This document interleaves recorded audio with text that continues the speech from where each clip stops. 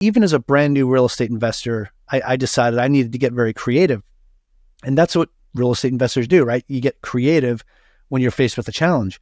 So I started doing some research. And in my research, I found that the county that I bought the house in Chesapeake was doing a rent repayment program. They had, the county had some funds that they were helping some tenants out with paying their rent so that they don't face eviction when this moratorium came up. Mm-hmm. So I said, okay, this is something. And I gave it to the tenant and said, hey, apply for this program. That way they can pay back, your rent that you owe and we'll be square. He's like, yeah, no problem. So I'm waiting for him to fill out the paperwork. He never does it. Like 2 months go by. I'm like, hey man, you ever turned that paperwork yet? He's, oh, no, I forgot. And I'm like, dude, what are you doing? Like, you don't even have a job right now. Like what?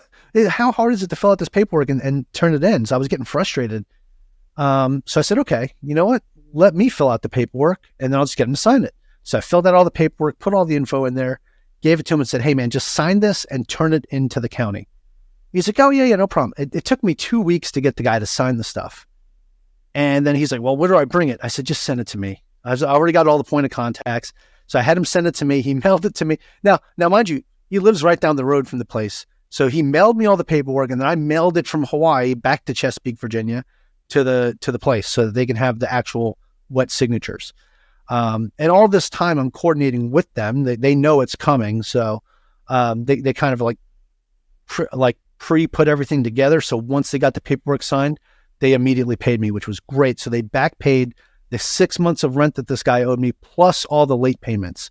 So now at this point, this property cash flowed $950 a month. And I'm like, okay, this is the way it was supposed to be. Now I feel better about it. But in this process, I had been going to real estate meetups, or actually I should say real estate Zoom calls, because we weren't doing anything in person that early on.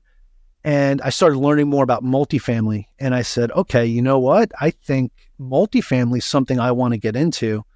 And that's when I started, really learning more. I started the podcast at that time. I started bringing people on and talking about it and said, you know what? I'm going to pull the trigger on this. I'm going to sell this duplex. I've only owned it for a year. I'm just going to sell it and move on. And now I sold it before the big boom. So I did make about $15,000 in profit from what I bought it for. But if I would have held on to it 3 more months, I could have made about $80,000 to $90,000 of profit. But, none of us had a crystal ball. None of us knew that was coming.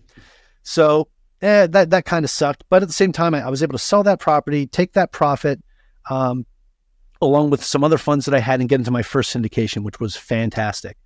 And then when I realized how much I enjoyed getting into that syndication as a limited partner, I said, this is pretty awesome. I don't have to do anything and I'm getting paid every month. And I'm with these really great partners that are doing all this great work and they keep me updated. I know what's going on. This is fantastic. I want to get into more. And I wound up getting into 2 more, like within 2 weeks of each other.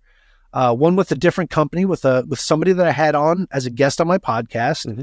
They reached out to me and said, hey, Mike, we got this deal. It's a smaller deal, but we only want to bring in a few limited partners. And would you like to invest in this with us?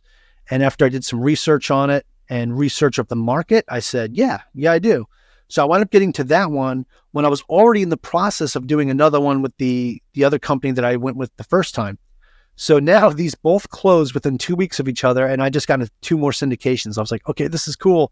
And now I'm getting paid by these 3 different syndications. And I'm like, yeah, I really like this. And then fast forward to just this past June, the first syndication I got into, it's 20 months have gone by and they wanted to restructure their debt and they did a refinance. Mm-hmm. And the asset was purchased for $6.6 million.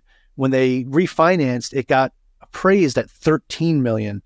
So they wound up being able to cash, paying off some of this other higher interest debt and still keep the costs at a point where they were able to pay all the investors a nice chunk of change on top of still keeping us in the deal and still having the property cash flow. So June 2nd on my birthday, I got a nice fat check in my account and I get an email saying, hey, Mike, here's what we did, blah, blah, blah, blah. And here's a 21% return on your money.